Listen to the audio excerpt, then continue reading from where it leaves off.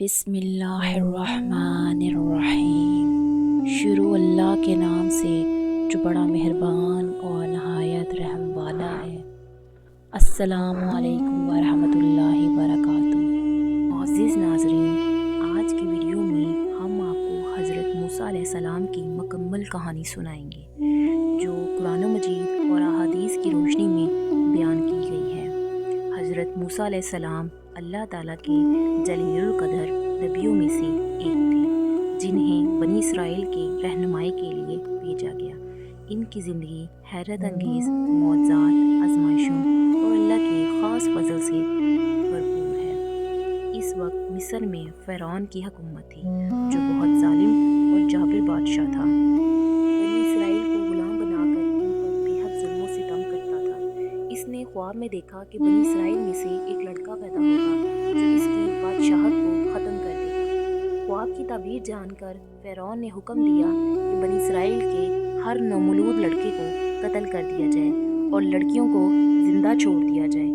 اس خوفناک ماحول میں حضرت موسیٰ علیہ السلام پیدا ہوئے۔ حضرت موسیٰ علیہ السلام کی والدہ اپنے بیٹے کی حفاظت کے لیے بے حد پریشان تھی۔ اللہ تعالیٰ نے ان کے دل میں سکون ڈالا اور وحی نازل کی، اپنے بچے کو دودھ پلاتی رہو اور جب تمہیں اس کی جان کا خطرہ ہو تو اسے ایک صندوق میں رکھ کر دریا میں ڈال دو۔ ہم اسے تمہارے پاس واپس لے آئیں گے اور اسے اپنا رسول بنائیں گے۔ حضرت موسیٰ علیہ السلام کی والدہ نے اللہ کے حکم پر عمل کرتے ہوئے اپنے بیٹے کو صندوق میں رکھا اور دریائے نیل میں ڈال دیا۔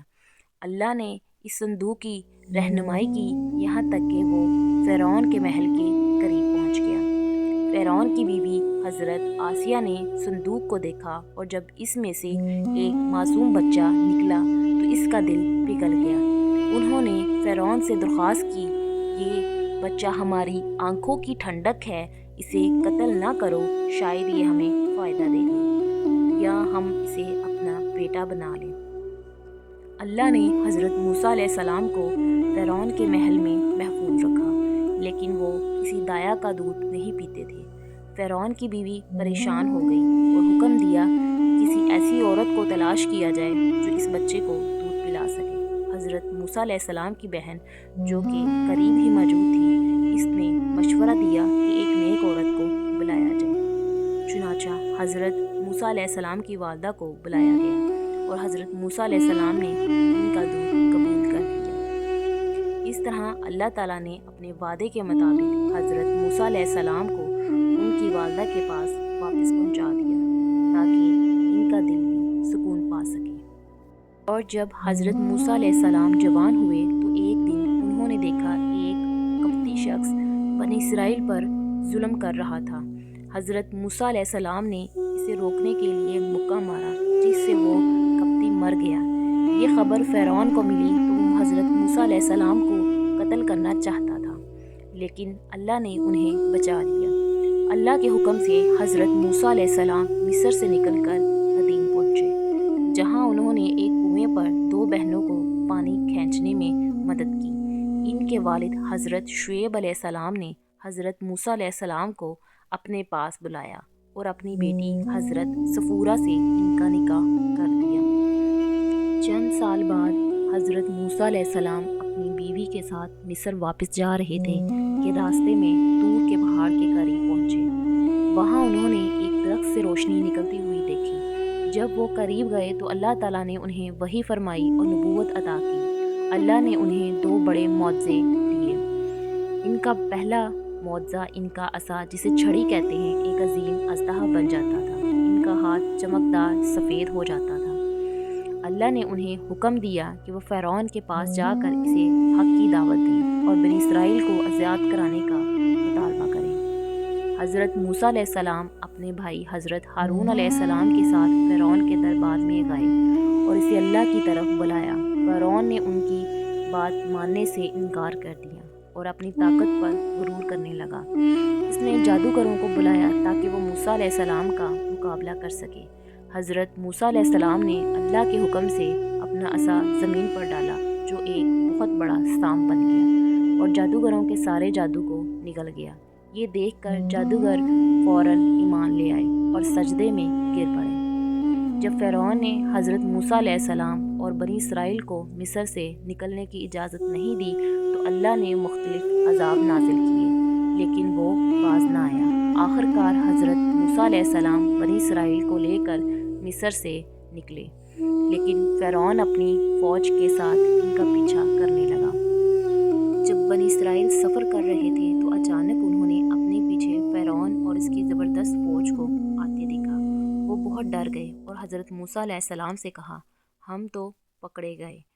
لیکن حضرت موسیٰ علیہ السلام کا ایمان مضبوط تھا۔ انہوں نے اللہ پر بھروسہ کرتے ہوئے فرمایا، ہرگز نہیں، میرا رب میرے ساتھ ہے، وہ مجھے راستہ دکھائے گا۔ اللہ نے حضرت موسیٰ علیہ السلام کو حکم دیا کہ وہ اپنا عصا زمین پر ماریں۔ جیسے ہی انہوں نے ایسا کیا، اللہ کے حکم سے سمندر 2 حصوں میں تقسیم ہو گیا اور درمیان میں ایک خشک راستہ بن گیا۔ یہ ایک حیرت انگیز معجزہ تھا۔ پانی دونوں طرف بلند پہاڑوں کی طرح کھڑا ہو گیا اور درمیان میں زمین بالکل خشک ہو گئی۔ بنی اسرائیل ایک قطار میں اسی راستے سے گزرنے لگے۔ فرعون نے جب یہ منظر دیکھا تو بجائے عبرت حاصل کرنے کے اس نے اپنے غرور میں اور زیادہ شدت پیدا کر لی اور حکم دیا کہ اس کی فوج حضرت موسیٰ علیہ السلام کے پیچھے جائے۔ جب حضرت موسیٰ علیہ السلام اور ان کی قوم سمندر پار کر چکی تھی تو اللہ نے انہیں حکم دیا کہ وہ اپنا عصا دوبارہ سمندر پر مارے۔ جیسے ہی حضرت موسیٰ علیہ السلام نے ایسا کیا، سمندر کی لہریں واپس اپنی جگہ پر آ گئیں اور فرعون کی پوری فوج سمندر میں ڈوبنے لگی۔ اب فرعون کو احساس ہوا کہ وہ شکست کھا چکا ہے۔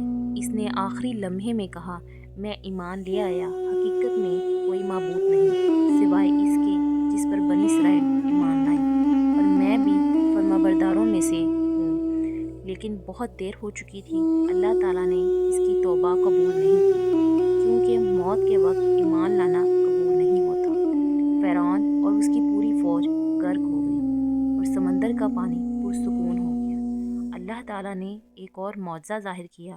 عام طور پر جو لوگ سمندر میں ڈوب جاتے ہیں ان کی لاشیں پانی میں گل سڑ جاتی ہیں، لیکن اللہ نے فرعون کی لاش کو محفوظ رکھا تاکہ آنے والی نسلوں کے لیے عبرت بنے۔ قرآن میں اللہ نے فرمایا، بس آج ہم تیرے جسم کو بچا لیں گے تاکہ تو ان لوگوں کے لیے نشانی بنے جو تیرے بعد آئیں گے۔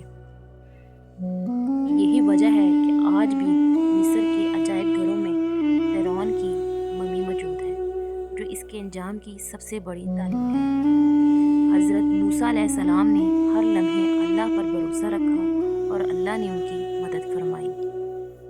کوئی بھی ظالم ہمیشہ کے لیے نہیں بچ سکتا، چاہے وہ کتنا ہی طاقتور کیوں نہ ہو۔ اللہ جسے چاہے بچا لے اور جسے چاہے ہلاک کر دے۔ جیسے اس نے سمندر کو حضرت موسیٰ علیہ السلام کے لیے راستہ دیا اور فرعون کو اس میں غرق کر دیا۔ یا اللہ، ہمیں حق پر چلنے، ظلم سے بچنے اور تجھ پر مکمل یقین رکھنے کی توفیق عطا فرما۔ ہمیں اپنے دین پر ثابت قدم رکھ اور فرعون جیسے ظالموں کے انجام سے عبرت لینے والا بنا۔ اور اگر آپ کو یہ ویڈیو اچھی لگی ہو تو اس ویڈیو کو لائک کریں، شیئر کریں اینڈ سبسکرائب کریں اور بیل آئیکن کے بٹن کو پریس کریں تاکہ آپ تک مزید ایسی معلوماتی ویڈیو پہنچا سکوں۔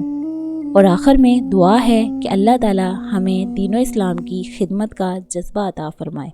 آمین ثم آمین۔